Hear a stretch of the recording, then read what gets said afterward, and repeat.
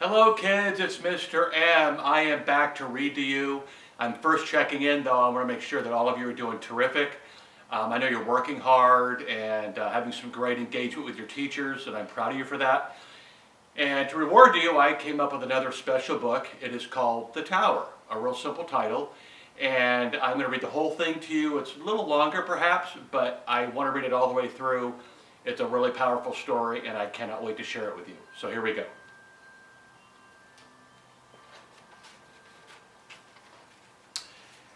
There was once a young man who desired to be great, but he did not know how to become great. So he went to the oldest man in the small village where he lived, for all trusted the old man and considered him wise. "What is it to be great?" the young man asked. "To be great is to be looked up to," said the old man. The young man considered his words. Then he went home and built himself a platform to stand on. He took his platform to the center of the village and stood on it. "Now everyone must look up to me." But not everyone did.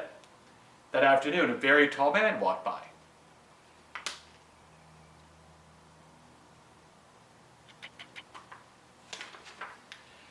"I must build a taller platform," he said. He sawed off a bamboo pole and added longer legs to his platform. Now he could see the top of the villagers' heads. "Now I am greater than they," he said, looking down on the people. "They all must look up to me." "Not I," said a small voice.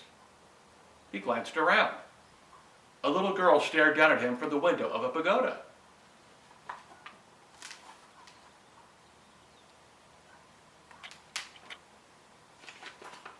"This will not do," said the young man. "What I need is a tower higher than anything ever built in this village." He went to work building his tower. He chopped down an entire forest of trees and dragged them to the top of a hill. He worked long and hard every day, from sunrise to late at night. He did not have time for family or friends or sunset walks along the banks of the river. Whenever someone approached him, he said, "Do not bother me. I am building a tower." Eventually, everyone stayed away.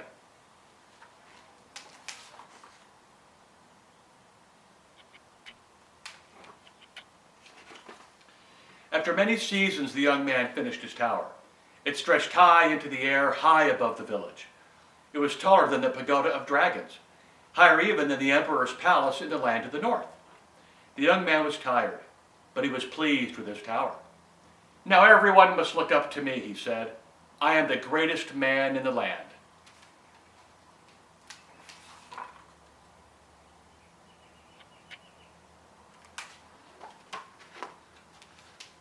There was room for only one at the top of his tower, and the young man soon found that he was lonely.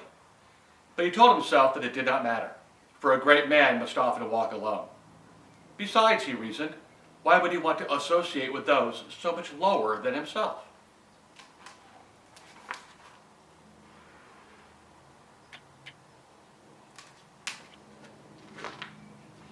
One day, a bird flying by saw the young man on the top of the tower. It flew down and lit on his knee. "What are you doing up here?" the bird asked. Normally, the young man would have sent away such a common bird, but today he was feeling especially lonely and welcomed its company. "I am a great man," he said. "Is that so?" said the bird. "A great man is an uncommon and good thing. I have always wanted to see a great man. Let me take a look at you." The bird flew around the man. Then it landed again on the young man's knee. "Excuse me for saying so, but I do not see anything about you that is so different from any other man. What makes you great?" The young man smiled smugly. He did not expect a bird to know such things as what makes a great man. "Let me explain," he said. "I am much higher than everyone else. All must look up to me." He pointed to the people in the village below. "See how small they are from here?" "It would appear so," said the bird. "But then perhaps from the ground you appear small to them." For a moment the man puzzled. Then he said, "No matter. I am above them all. While they crawl with the animals and work their low fields, I sit high above them in the clouds."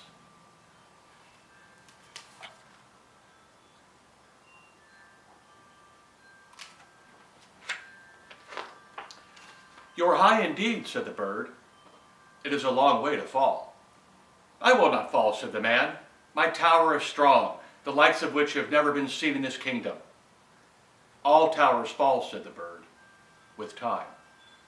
The man ignored the bird's warning. He thought himself much too great to heed a common bird.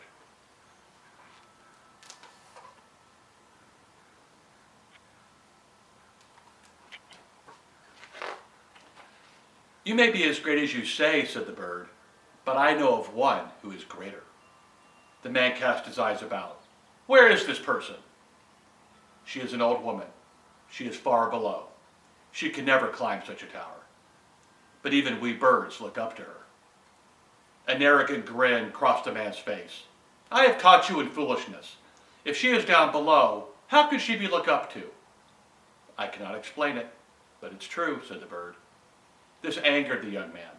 Where will I find this woman? Where the river is at its widest, there is a large rock just right for sitting upon. At sunrise you will find her there. With that, the bird flew away.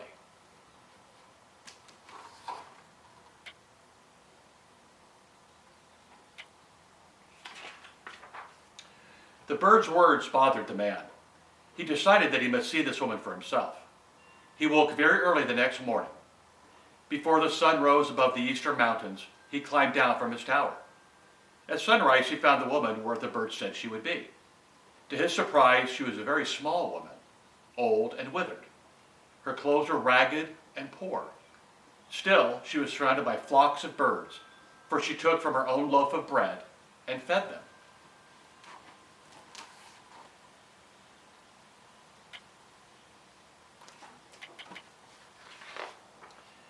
I have heard that you were great, the man said to the old woman. The old woman looked up, but did not reply. She broke off another piece of her bread and threw it to the ground.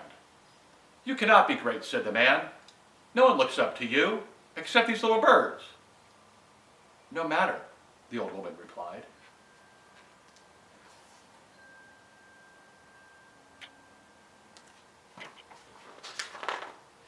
The man puffed out his chest. What do you know of the great man on the tower? You know of him, of course. All know of him, said the woman. Whether he be great or not, I know not. He is nothing to me. But I pity him. Pity? Cried the man. How can you pity a man whom all look up to? I pity him because I think he must be miserable. He spends his life where it is cold and friendless. It is my experience that those who build such towers do not enjoy the climb or the height, but only to be higher than another. Such people must always be lonely.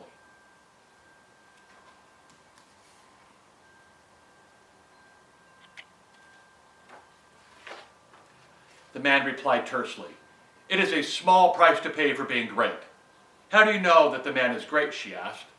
Because all can see him, and that makes him great. Being seen and being great are not the same thing. I don't understand, said the man. To be great, said the woman, is not to be seen by, but to truly see others. The woman threw her last of her bread to the birds, then turned and faced the man. To be great is not to be higher than another, but to lift another higher. The man thought hard and long about this. You speak strange things. Perhaps, but I am too old to lie.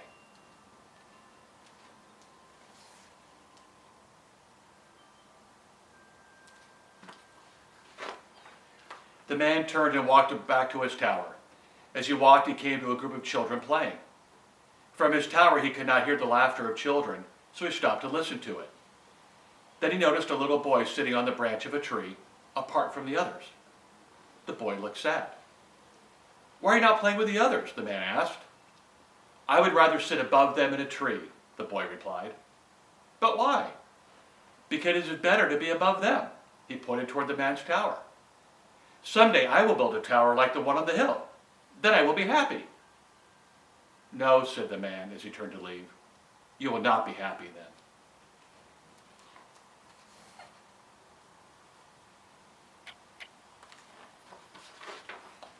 The man walked slowly back to his tower and looked at it for a long time. It stretched high up to the cold and lonely clouds. He thought about the old woman and the things she had said.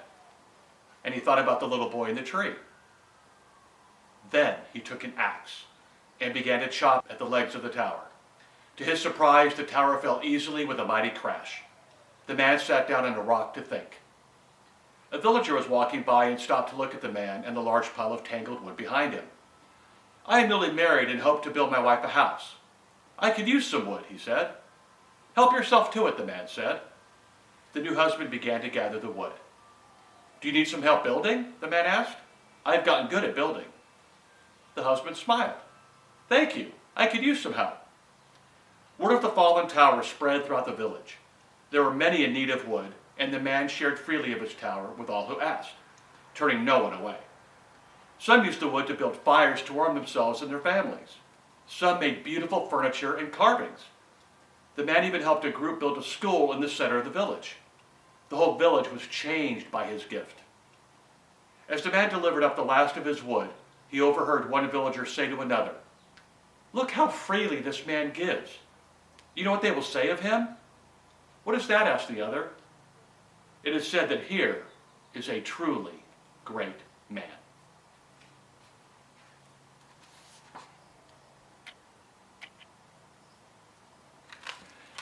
Beautiful story, beautiful message. I look forward to seeing you next week.